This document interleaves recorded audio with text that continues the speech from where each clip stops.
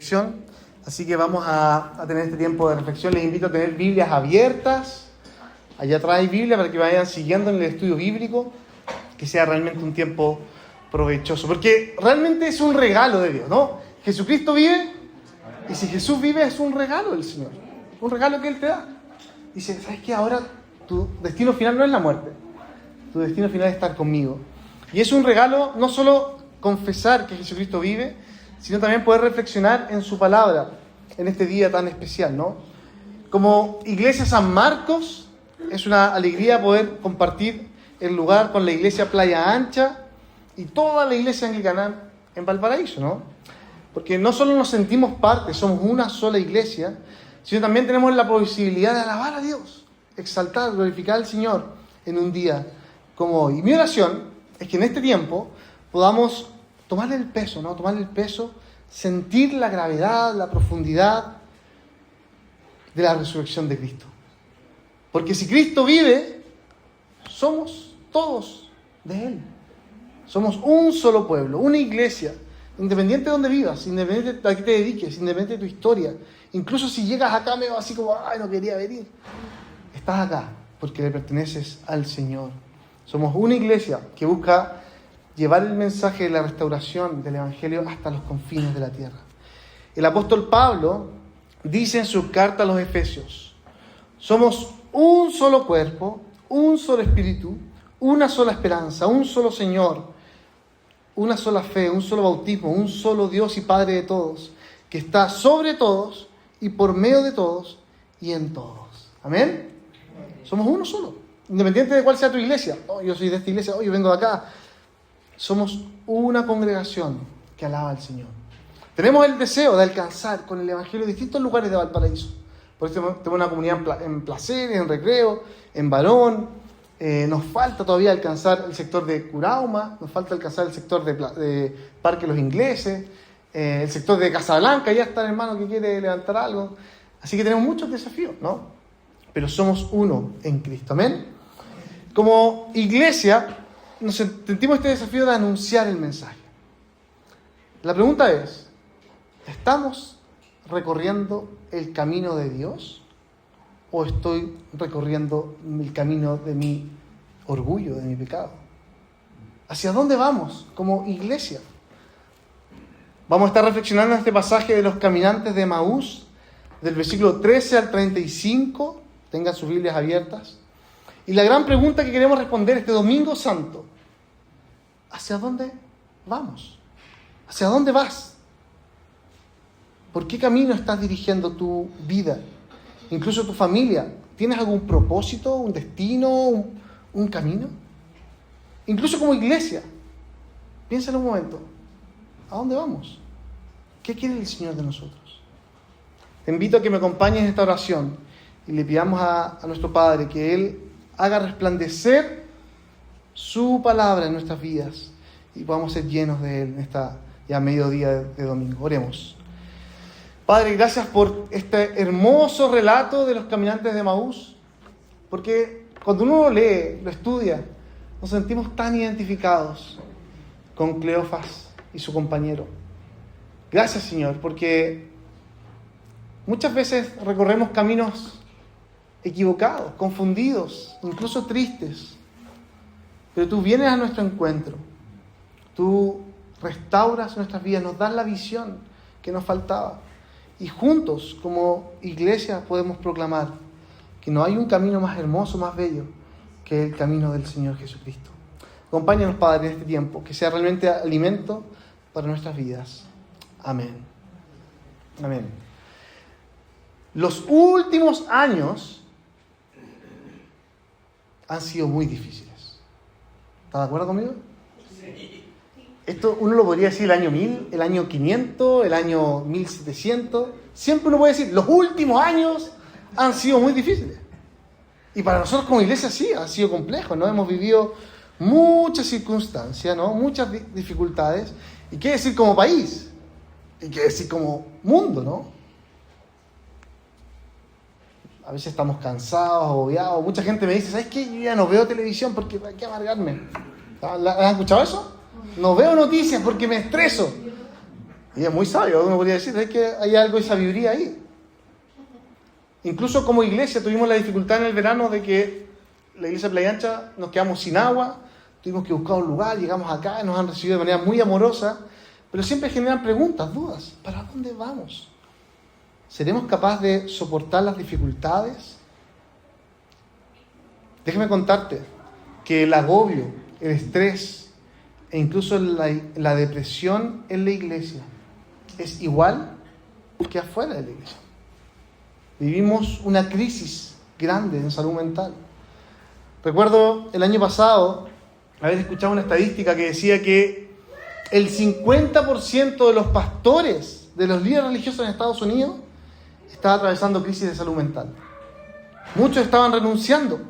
Iglesias no encontraban pastores, líderes que quisieran servir porque hay como una epidemia, ¿no?, de salud mental. Y acá en nuestro país los índices de salud mental no son muy distintos. Dice el Ministerio de Salud que el 56% de todos los mayores de 18 años, es decir, la mitad de los que estamos acá, señalaron haberse visto afectada su salud mental a causa de la pandemia. Todos sufrimos, experimentamos estrés, agobio, ansiedad, depresión, angustia. 1 de cada 3 mujeres señala haber tenido situaciones de pánico, angustia y depresión. Esto fue el 2024. 1 de cada 3 mujeres. Y la pregunta sigue ahí. ¿Hacia dónde vamos como sociedad, no? ¿Cuál es el camino en el que estamos hoy? ¿Y cuál sería el camino que deberíamos tomar? Así que hoy día vamos a reflexionar en estas 3 grandes ideas que nos presenta Lucas capítulo 24. Primero, un camino que nos aleja de la esperanza. Eso es lo primero, un camino que nos aleja de la esperanza. Segundo, un encuentro que cambia nuestras vidas en la mitad del camino. Y tercero, un camino que nos lleva de regreso al hogar. Piensa en esto.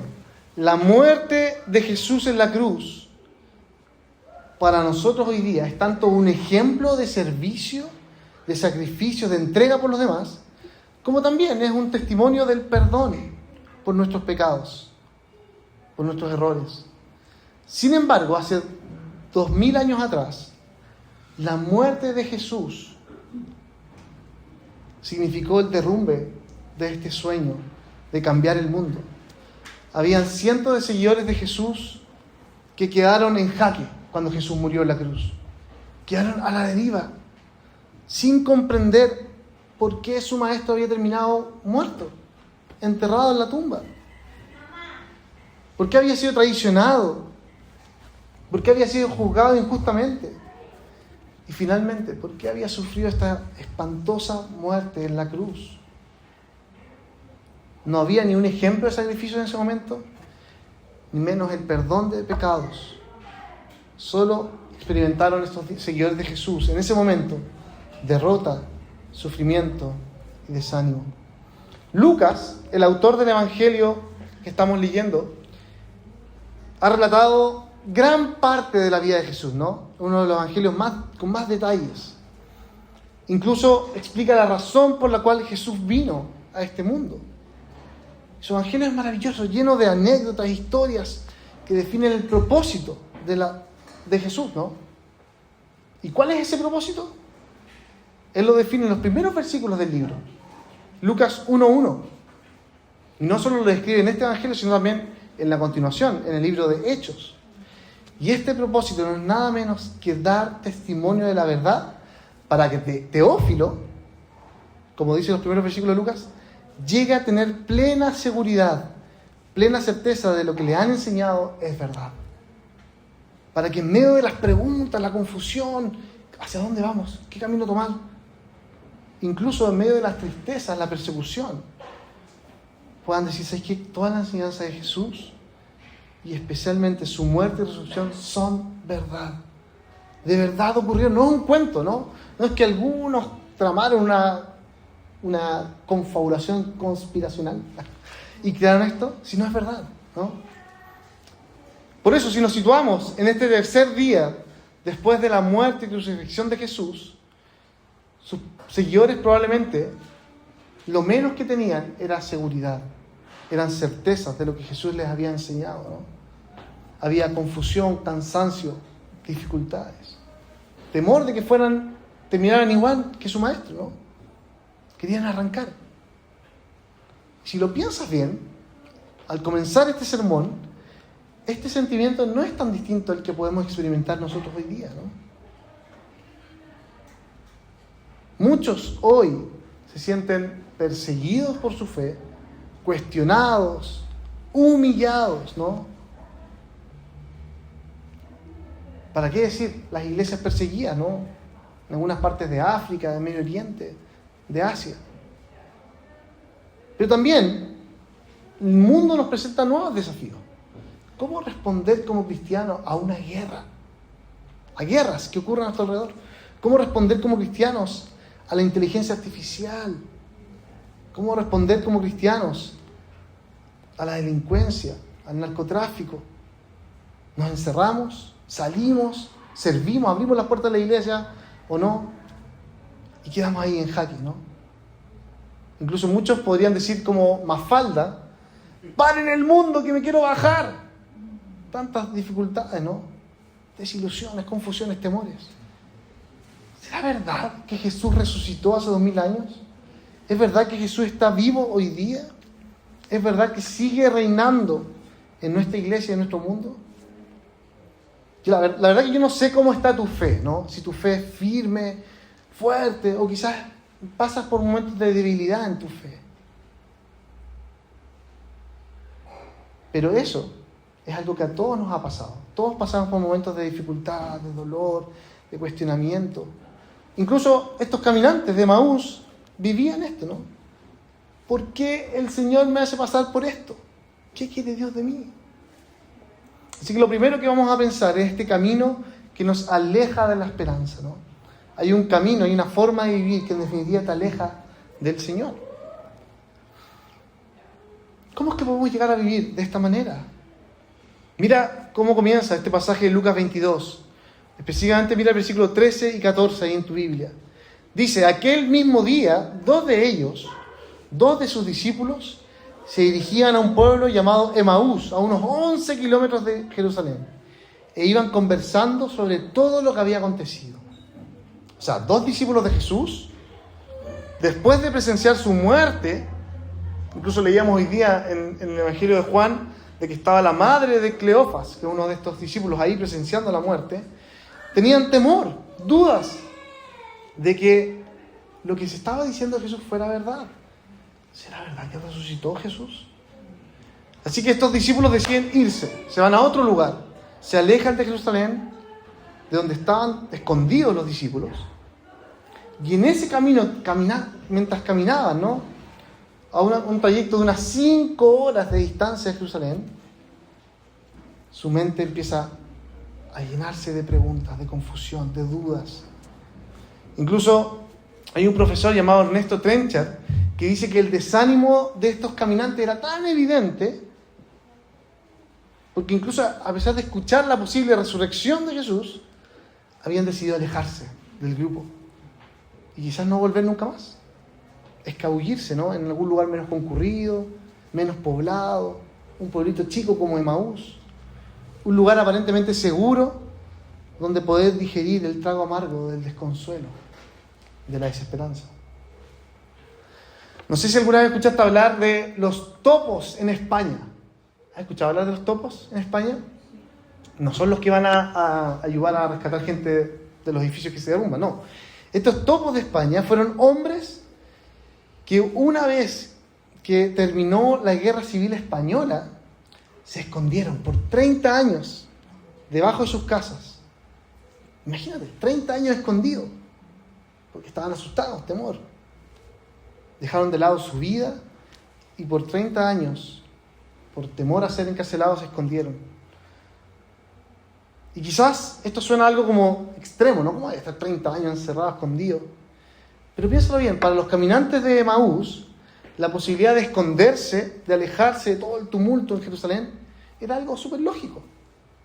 De alguna manera se alejaban de los problemas, de las dificultades. se escondían en medio de la tristeza, ¿no? Suena como a una iglesia, ¿no? Que se llama pare de sufrir. Ven acá, escóndete, deja de sufrir. Ahora bien, si tú miras a tu alrededor, a quien está sentado al lado tuyo, todos nosotros los seres humanos, la verdad que somos buenos para escondernos, para escabullirnos. Como ese meme de Homero Simpson que se esconde, ¿lo han visto? Y se va metiendo atrás en el matorral para pasar piola. No nos gustan los problemas. Cuando cometemos errores nos escondemos. Cuando dañamos a alguien le echamos la culpa a otro. Cuando surgen las dificultades nos alejamos. Recién leímos el pasaje de Génesis 3, cuando la humanidad decide de manera vehemente rebelarse de su Creador, del Dios Todopoderoso. Vemos cómo se esconden con temor. Y no solo se esconden porque estaban desnudos, tenían vergüenza, sino también empiezan a echarse la culpa. La serpiente, la mujer que tú me diste. Y terminan siendo expulsados del jardín del Edén. Porque básicamente, y esto es muy importante entenderlo, en nuestra ingenuidad, en nuestra irresponsabilidad, pensamos que evadiendo los problemas vamos a vivir mejor. ¿Cierto? Pensamos que, no, si me escondo acá, voy a estar mejor. El problema es que este camino de la desesperanza no tiene vuelta atrás. Y es como un círculo vicioso. Que me escondo, que evado, que no quiero involucrarme en la vida de otro. No quiero ser su amigo porque, los dramas. No quiero ir a esa iglesia porque, no quiero hacer esto. Déjame preguntarte entonces, ¿hacia dónde está yendo tu vida? ¿Simplemente quieres una vida sin preocupaciones, sin problemas, sin esperanza? ¿Cuál es el camino que quieres tomar al comprender lo que significa el mensaje de salvación? Lo cierto es que este camino de la desesperanza, en el que muchas veces tú y yo estamos, quien viene a nuestro encuentro es el Señor Jesús, ¿no? Es Él quien nos regala la posibilidad de sincerarnos, de mostrarnos realmente quiénes somos, de consolarnos, de llenarnos vida, ¿no? Esto es lo segundo que vamos a ver hoy día. Hay un encuentro que cambia nuestras vidas justo en la mitad del camino.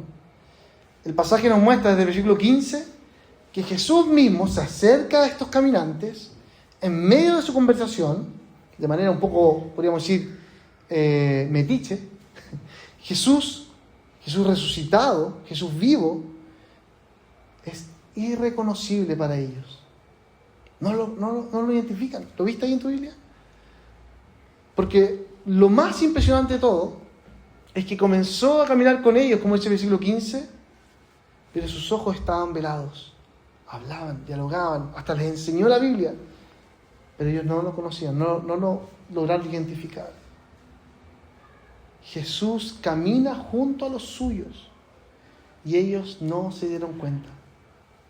Esto es muy emocionante, queridos, porque imagínate tu vida, ¿no? ¿Cuántas veces tú has tomado ese camino, ese trayecto, lleno de dolores, de desesperanza, de preguntas, de tristeza? Y ahí mismo ha estado Jesús, junto a ti, en el camino. Claro, no lo podíamos ver. Estábamos cegados, no lo podíamos comprender, ni menos disfrutar. Pero el Señor estaba ahí, como les pasó a estos caminantes de Emaús. Y dicen al final, ¿no?, del texto, ¿no ardían nuestros corazones mientras contaba todo eso? ¿No había como un deseo en mi corazón profundo de decir, necesito esperanza, necesito volver al camino de la verdad? Esta semana no hemos sabido de eventos difíciles para nuestra comunidad, ¿no? La Karencita se ha visto afectada en su salud y ha estado hospitalizada por un par de días con esta posible infección. Y hablando con Cristian, él me decía, ¿sabes qué? No sé qué es lo que Dios quiere de nosotros. ¿Por qué nos hace pasar por esto, no? Y por otro lado, he escuchado de dificultades, ¿no? Dificultades laborales, dificultades económicas que algunos de nosotros tenemos, dificultades tal vez de el costo de la vida que sube, todo se vuelve más caro. Y hay familias que realmente no saben cómo llegar a fin de mes. Y nos lleva a cuestionarnos, a preguntarnos, ¿dónde está el Señor? ¿Realmente está Jesús a mi lado? ¿Cómo puede ser que personas cristianas, participantes activas de una iglesia, tengan que pasar por momentos terribles, ¿no? Duros? Cuánta incertidumbre, cuánto dolor. Estoy seguro que tú también en tu vida has atravesado situaciones similares, ¿no? Situaciones duras que han marcado por largo tiempo tu caminar. Y muchas veces te dijiste, ¿dónde está Jesús? No lo veo. Pero esta es la certeza cristiana y por lo cual Lucas quiso escribir esto. Es que en estos momentos duros, Jesús siempre ha estado ahí. Ahí está el Señor, junto a ti. ¿Te acuerdas esa imagen, no? De la persona caminando en la playita y que ve solo 2 huellas. Y dice, Señor, ¿dónde estabas? Y era, no, yo te llevaba en brazos, le dice el Señor. Fíjate en las 3 cosas que el Señor le hace en su encuentro con estas personas, ¿no? Mira ahí tu Biblia. Lo primero es que les pregunta, versículo 17. ¿Qué les pregunta? ¿Qué venían discutiendo en el camino? Lo primero es indagar qué hay en los corazones. Casi como dándole la oportunidad de votar, de expresar todo lo que había en su corazón. Y fíjate qué pasa con los caminantes. Primero, físicamente estaban cabizbajos, tristes, pero además se sorprenden de que este hombre no supiera la gran noticia de la desilusión. ¿Cómo es que no sabes tú todo lo que ha pasado? Y Jesús sigue preguntando en el versículo 19, bueno, ¿qué es lo que ha pasado? Cuéntenme, abran sus vidas. No se queden con eso guardado, háblenme. Y en adelante comienza a profundizar en estas emociones, ¿no? En sus pensamientos. Jesús casi como que les dice, por favor, no se queden con las cosas guardadas. No se guarden, no se escondan. Jesús llega a nuestro encuentro y en medio de las dificultades del camino quiere que seamos sinceros. ¿Por qué estás triste? ¿Por qué realmente estás cansado? ¿Es porque dormiste mal anoche? ¿O es porque estabas con muchas cosas dando vueltas en tu cabeza? ¿Sientes injusticia, impotencia, rabia? Sé honesto al Señor, ¿no? Porque escucha esto, Jesús resucitó sobre la muerte, es el Dios todopoderoso, omnisciente, lo conoce todo, pero te ofrece una oportunidad para que tú hables con Él y le digas, ¿sabes qué? Estoy experimentando esto. No sé cómo entender esta situación que me toca vivir. Lo segundo que hace Jesús acá es enseñar, ¿no? Moldea la mente de los caminantes de Emaús con su amor. Jesús les dice en el versículo 25, qué torpes son ustedes, qué necios, qué insensatos, tardos de corazón para creer todo lo que habían dicho los profetas. ¿Acaso no tenía que sufrir el Cristo antes de entrar a su gloria? Y les enseña todo lo que la Biblia dice acerca del carácter de Dios. Comenzando por Moisés, los profetas les explicó cómo se refería de Él en todas las Escrituras. Esto es maravilloso porque Jesús no llega como con la verdad bíblica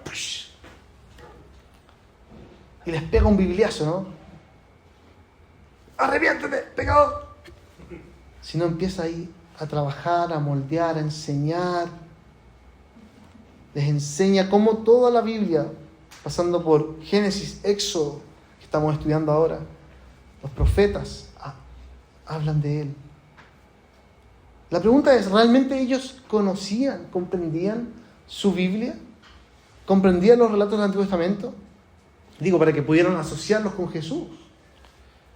Esa es la pregunta para ti. ¿Realmente tú conoces tu Biblia? ¿La lees? ¿Te cuesta entenderla? ¿Por qué no dejas que el Señor Jesús mismo te vaya explicando, moldeando? ¿Y qué mejor que hacerlo en una iglesia, en una comunidad, ¿no? Y lo tercero que hace es justamente abrirle los ojos, ¿no?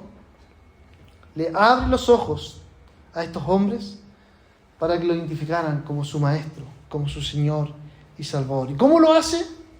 Básicamente en el momento de compartir la mesa. participando de su cena, bendiciendo el pan, tal como lo vamos a hacer ahora en la cena del Señor. De esa manera el Señor abre su entendimiento.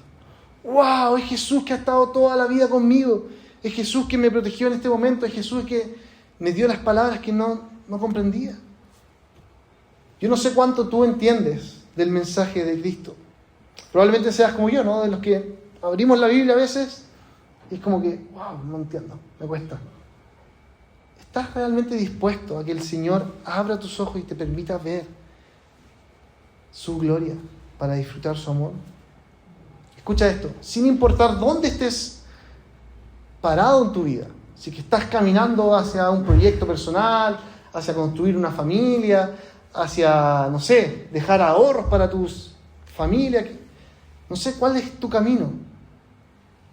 Incluso si estás pensando alejarte de la esperanza del Evangelio, Jesús en este día viene a tu encuentro, te pregunta, ¿cómo estás? Abre tu corazón, nos enseña su palabra y finalmente es Él quien convierte nuestra mente, quien toca nuestro corazón. Abre tus ojos, ¿no? Quizás tú puedes estar desesperado porque algún ser querido conozca del Señor. ¿Te ha pasado? Oh, yo quiero que esta persona realmente llegue a comprender quién es Jesús. Que tenga esperanza, ¿no? Que tenga consuelo. Pero ¿sabes qué? Jesús acá nos está dando un modelo.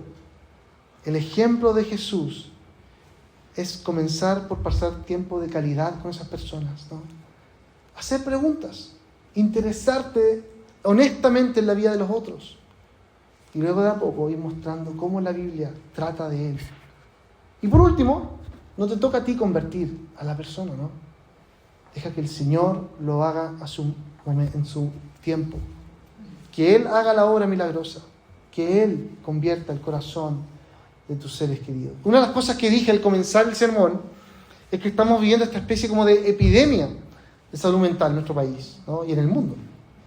Y estoy seguro que más de alguno de ustedes acá conoce a alguien con crisis, con algún tipo de crisis, ¿no?